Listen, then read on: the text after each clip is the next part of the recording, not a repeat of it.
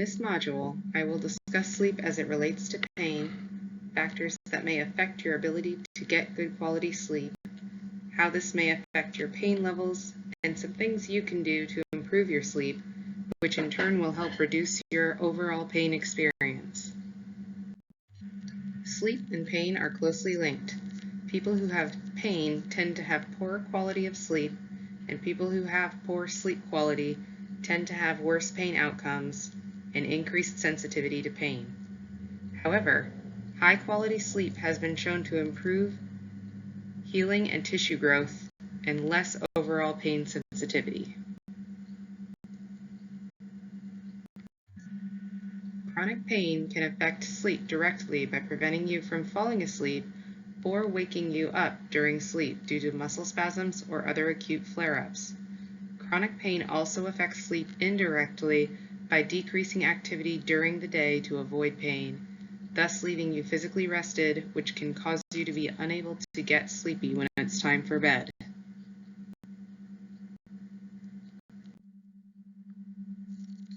Often, patients accept sleep issues as unresolvable. Everyone has their own sleep routine, and most people think they simply have to put up with any sleep issues they currently have, and that there is nothing they can do to improve their sleep quality and quantity. Poor sleep can increase daytime fatigue, decrease daytime activity, reduce performance and concentration, and even cause muscle tenderness, even in patients without chronic pain. Major health conditions can directly affect sleep quality. Obstructive sleep apnea causes pauses in breathing that can lead to interruptions in sleep, headaches, and daytime fatigue. Sleep apnea is more common in chronic pain patients because these individuals have a more difficult time getting regular exercise, tend to gain weight more easily, and can put patients at risk of developing sleep apnea over time. Traumatic brain injury is also associated with higher rates of sleep apnea as well as narcolepsy, which can contribute significantly to poor sleep quality.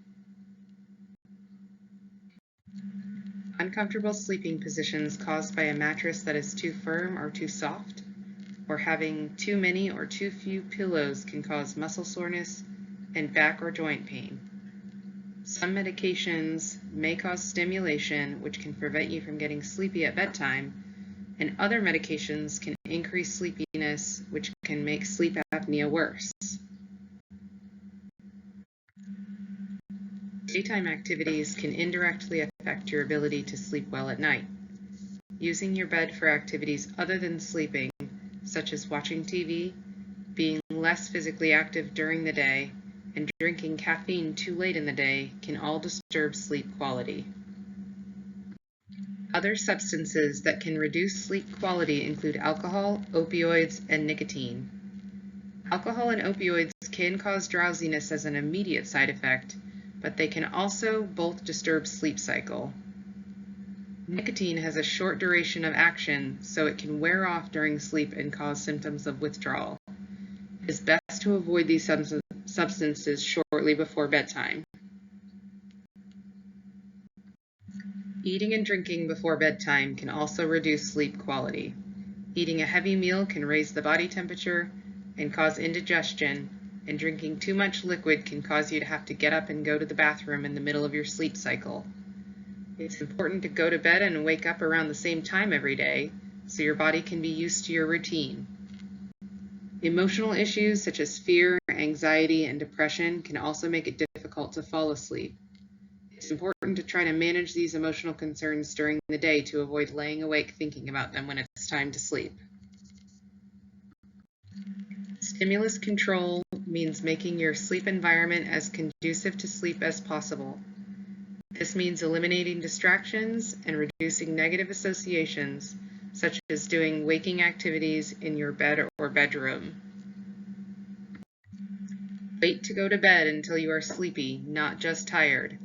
If you're unable to sleep after 20 minutes, get up and do a quiet activity until you are sleepy, and then try to sleep again.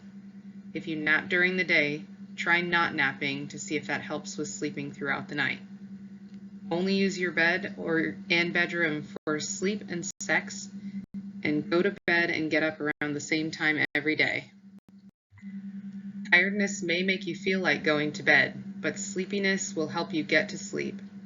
It's important to consider whether you are sleepy or just tired before you attempt to go to sleep.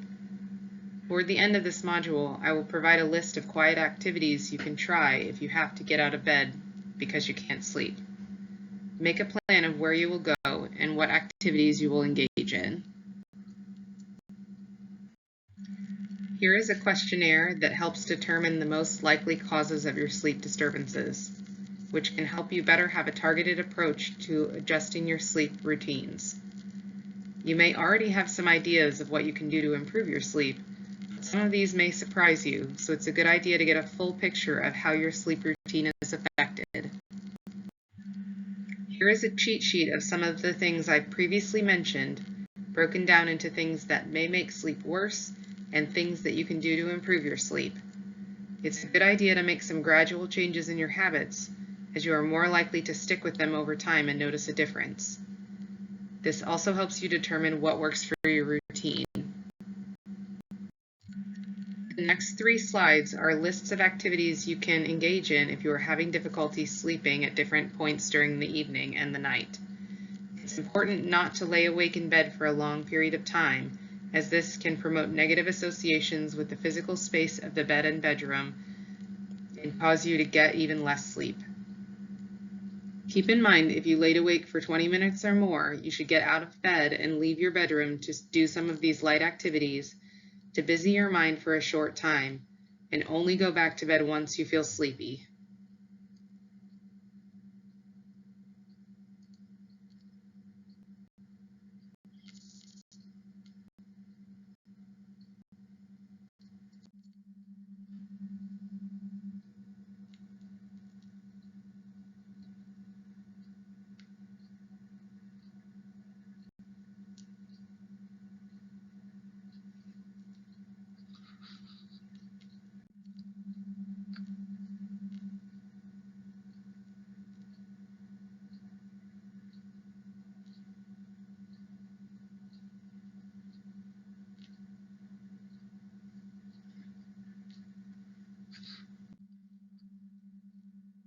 Lastly, you can take a screenshot of this chart or click on the link below.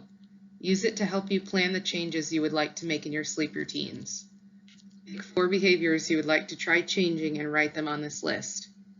Try making 1 change per week until you've started doing all of them together. Track your progress on the calendar every morning and see what helps the most.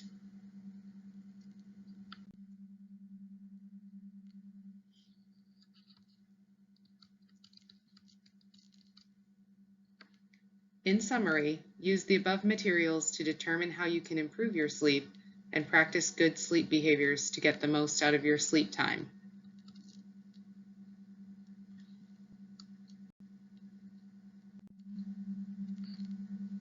Cognitive behavioral therapy with a mental health provider can be helpful along with these sleep behavior techniques to promote better sleep. Contact your provider for a consult today or ask about it at your next visit.